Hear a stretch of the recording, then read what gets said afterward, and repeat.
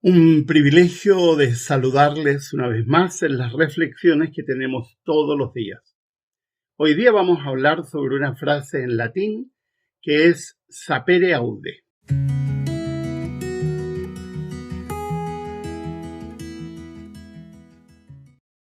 Antes de que hablemos sobre esta frase y saquemos una reflexión para hoy, quiero recordarles que una forma de colaborar con nuestro canal es compartiendo los videos, haciendo comentarios, haciendo like o escribiendo preguntas que puedan mejorar lo que vamos haciendo. Esto con el propósito de viralizar nuestros videos.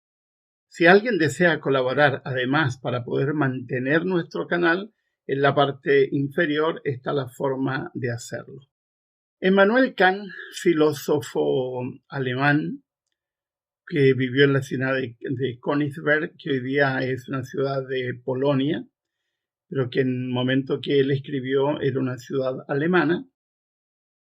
En su libro sobre la Ilustración utiliza la expresión sapere aude, una expresión que era muy común en la época del Renacimiento y en la época moderna, y que era una especie de desafío, de grito desafiante, y significa expresamente atrévete a pensar. En muchas ocasiones, cuando yo le digo a alguien, a las personas, especialmente cuando escriben algunas cosas en las redes sociales o hacen preguntas, yo le digo, piensa, atrévete a pensar. Y hay muchas personas que se ofenden porque existe la creencia ingenua de que simplemente por tener la capacidad de pensar, estás pensando.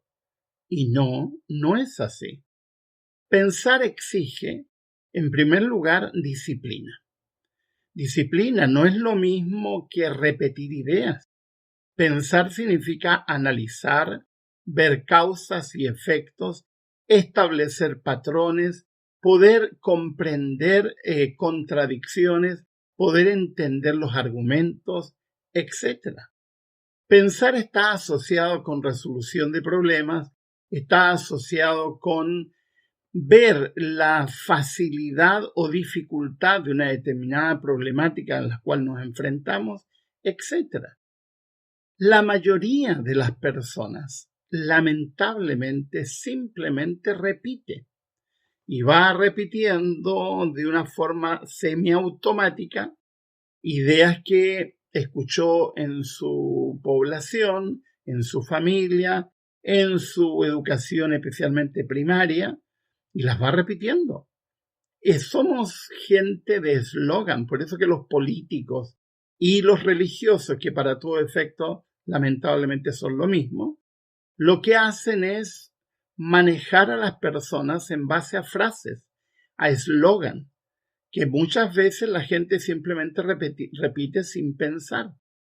Cuando no somos capaces de analizar, de detenernos a pensar, fácilmente somos manipulables. Y lamentablemente hoy en día, así como estamos viviendo y como está viviendo nuestro mundo, en vez de ir hacia una era de mayor inteligencia, estamos yendo, como dice un autor, a una era de estupidización, es decir, de hacer a la gente más irracional, menos lógica, más ligada a pensamiento automático y pensamiento infantil, y menos a la reflexión profunda, analítica, que amerita el análisis y la reflexión. Yo me he horrorizado, por ejemplo, que en algunos países, entre paréntesis Chile, se haya eliminado la filosofía como asignatura de estudio, cuando en otros países se ha introducido la filosofía desde primero básico. ¿Por qué?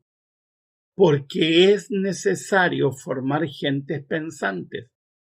Y cuando se elimina una asignatura como por ejemplo filosofía, que tiene como motivo enseñar a pensar, no enseñar a repetir lo que pensaban otros, sino ser capaz de desarrollar un pensamiento analítico. Cuando eso no se produce y cuando no se crean las condiciones, entonces se da el espacio para la manipulación, para no permitir que las personas puedan acceder a la información más adecuada, la imposibilidad de descubrir la falsedad o verdad en lo que te están diciendo. Y eso ha quedado en evidencia en el último tiempo, especialmente en el contexto de la pandemia. En la pandemia se hizo patente la forma como reaccionan las personas. Se transmitieron miles y miles de bulos, de mentiras, que hizo necesario, por ejemplo, que se creen en Internet una serie de grupos especializados, la mayoría vinculados a universidades, para descartar bulos, es decir, para establecer qué es verdad y qué es mentira. Pero en esta era de menos reflexión, de menos pensamiento, la gente cada vez cree más lo que le dicen sin ser capaz de analizar y reflexionar. Es preciso detenerse a pensar. Yo estoy muy contento que en mi país, en Chile, y aunque algunos chilenos que me están escuchando se van a enojar, estoy muy contento de que el 62% de la población chilena rechazó ese proyecto de constitución que iba a cambiar totalmente el país. No soy ingenuo, muchos rechazaron porque tampoco entendía muy bien qué estaban rechazando, pero rechazaron porque no les gustó el proceso, porque hubieron elementos concomitantes que llevaron a eso. Pero sin duda un buen segmento, especialmente de gente mayores de 50 años, que tienen una formación analítica distinta a las nuevas generaciones, fueron capaces de decir, alto, aquí hay cosas que no están claras, necesitamos reflexionar. Pero resulta que fenómenos como la invasión del Capitolio, por ejemplo, en los Estados Unidos, donde la mayoría de los que ingresaron y la mayoría de los que estaban allí estaban simplemente porque se creyeron los bulos, se creyeron las mentiras. Y ahora, a nivel mundial, hay un tremendo desafío de ayudar a las personas a pensar, a no creer cualquier cosa. Pero para poder hacer eso hay que pensar. Y eso implica detenerse a reflexionar.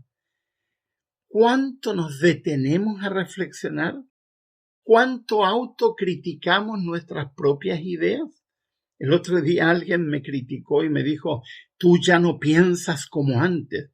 Qué bueno, le dije, y él creía que me estaba criticando. Y yo le dije, me elogias con lo que me estás diciendo. Porque sería un pésimo ser humano si pensara exactamente como pensaba hace 30 años. No, se supone que vamos creciendo, que vamos madurando, que vamos evolucionando, que vamos dándonos cuenta de que hay ideas que yo tengo ideas hoy día que a los 25 años no tenía. Tengo ideas hoy que a los 40 no tenía.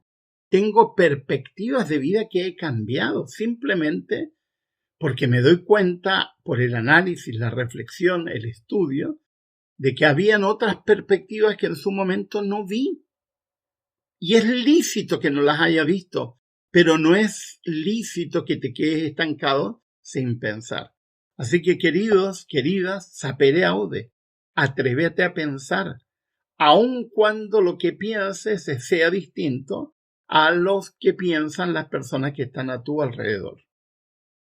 En relación con el tema, les sugiero un libro del psicólogo ítalo-colombiano Walter Rizzo.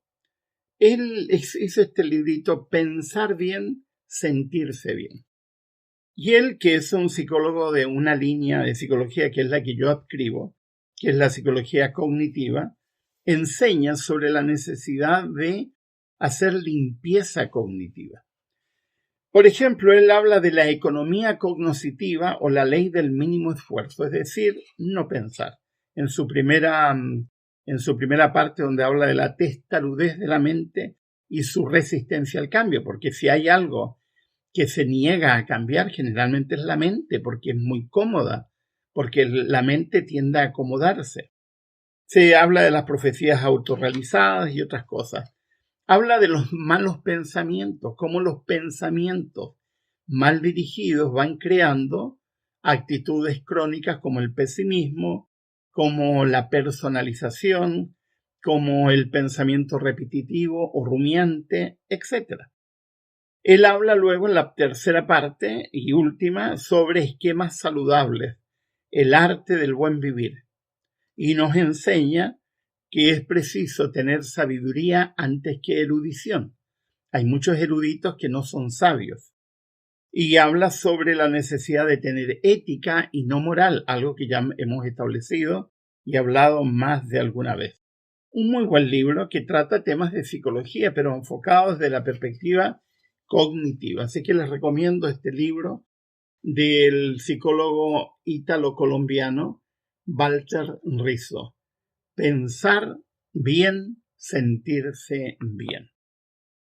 Si te ha gustado el video y no estás suscrito, te invito a suscribirte, a que le hagas un like, que mandes comentarios, que hagas preguntas y que también colabores con nuestro canal para poder mantenernos independientes. En la parte de abajo están las instrucciones de cómo puedes colaborar. Ha sido un privilegio saludarles.